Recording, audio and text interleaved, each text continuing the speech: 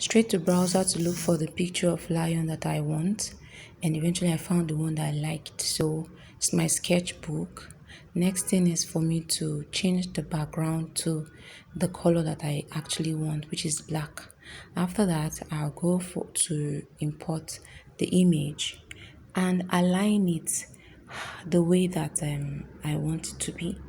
Afterwards, next is just to keep copying and paste, copy and paste, copy and paste until I got the arrangements that I actually wanted. And which from there, the next is to duplicate what you have. First of all, transform it, reduce the size because this was looking very big. I reduced the size and then duplicated it.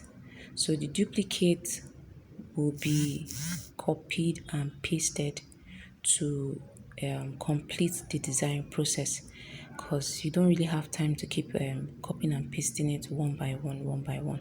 So that's what I'm doing here. As you can see, trying to arrange it so you know the pattern that you want, and I wanted a typical Ishiagu pattern, and that's exactly what I am doing here.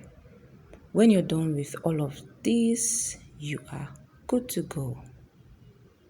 I hope you like this short tutorial on how you can make your Ishiagu print.